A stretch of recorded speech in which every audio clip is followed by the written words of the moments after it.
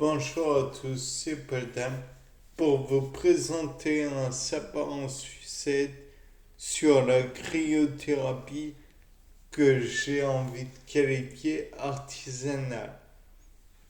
Je pense que je voulais présenter un peu précédemment la cryothérapie, sinon allez voir. Et je me disais, peut-être que en tant que malade, on pourrait tous se faire une petite cryothérapie partie. Non, je plaisante naturellement. Euh, il est peut-être possible de faire des cryothérapies artisanales, dans le sens où on prendrait tous, ou on prendrait plutôt un seau et on le remplirait de glaçons du congélo. Bon, ça peut éventuellement avoir un intérêt. Je ne vois pas lequel, mais ça peut en avoir un. De plus, peut-être que vous savez ce que c'est des pas de contention. Donc, d'abord, il faut savoir que le froid que l'on impose à la cryothérapie est terriblement bas. Il est possible que ça produise des détériorations si on impose directement le froid et l'humidité à cet endroit. Donc, on mettrait une manche d'imperméable, par exemple, sur l'emplacement. De plus, on mettrait le bas de contention sur cette manche que l'on a enfilée à la jambe éventuellement.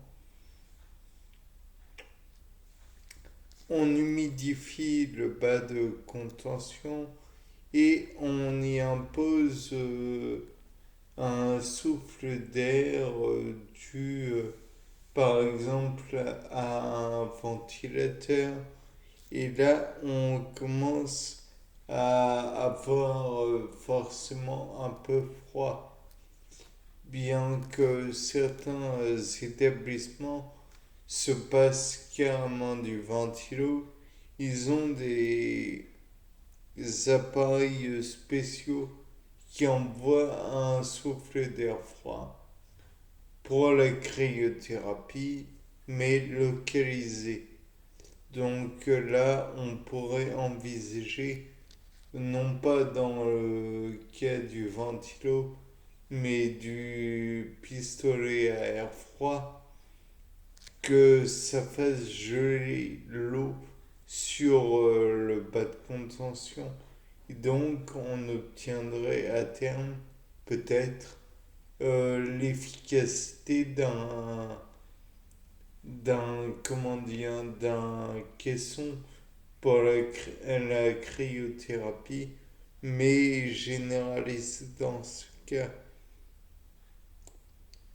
De plus, la cryothérapie est utilisée non pas pour faire joli, mais pour, par exemple, réparer des dommages corporels ou alors limiter l'inflammation qu'il y a par exemple dans le cadre de la sclérose en plaques.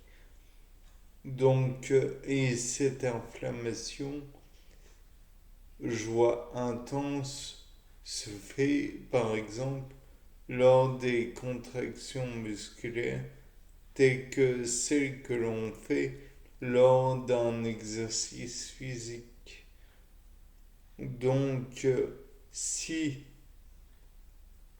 on imposait ce froid,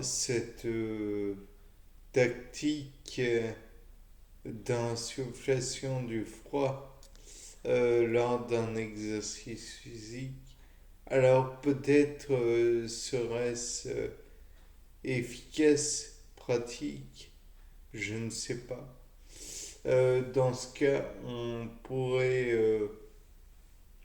le mettre quand la personne qui porte pourrait mettre sur un standing. Je ne sais pas si vous l'avez vu. J'ai fait une petite vidéo sur un standing électrique. Enfin, c'était plus un short. Donc voilà. Toujours est-il que là, le problème que l'on pourra rencontrer, c'est si l'on fait en mouvement. Problème mitigé néanmoins, puisqu'il faudrait juste adapter comment dire, le pistolet à air froid sur la jambe si on est en mouvement. Et le mouvement, comment on pourrait le créer? On pourrait mettre la personne sur un tapis roulant, et puis on attache, si possible pas avec des fils de fer, parce que la personne risquerait de se blesser, mais plutôt avec des bandes ou que sais-je encore en tissu. Bien sûr, là encore, il y aura un problème. Il faut pas que ça dure trop longtemps, puisque l'effet vasoconstricteur cumulé au garrot que va faire comment dire, la tâche, ça risque vite fait d'être pénible pour les vaisseaux sanguins. Et donc, à la fin, vous qui vouliez à la base vous soigner, vous vous retrouvez avec une jambe nécrosée. Et donc, ben, ça va pas être terrible, quoi. Bon, certes, il est toujours envisageable de les attacher d'une façon différente, mais on ne sait jamais quand même. Faut pas abuser avec ce genre de pratique.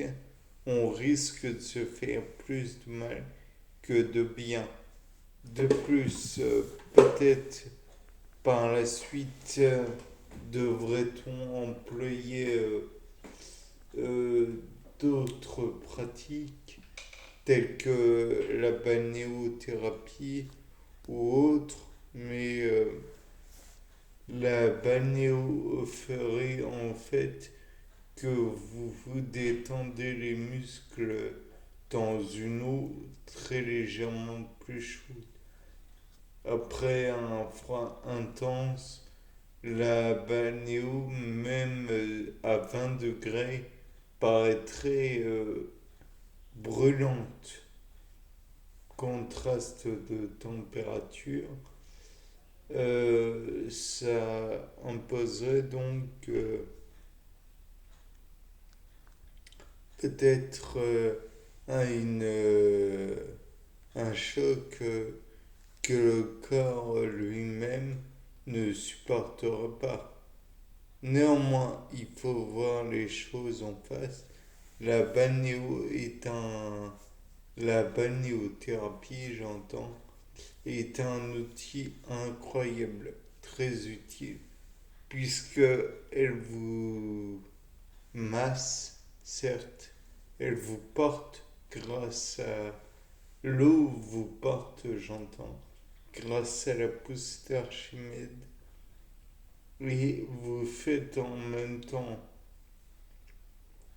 énormément d'efforts puisque vous devez vous battre contre la force, la retenue, la résistance qu'impose l'eau. Donc en somme, si vous nagez, vous faites déjà beaucoup d'efforts. Et en plus, si vous marchez dans l'eau en vous tenant bien sûr à des rampes, cette pratique va d'autant plus imposer de résistance. Donc, je pense que